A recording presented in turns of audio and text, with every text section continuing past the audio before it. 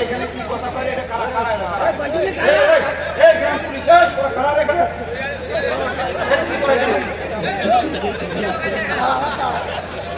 এই গ্রাম পুলিশের সরতে গেলে তোমরা এখানে কি বাদাম ছাত্র দেখাচ্ছ?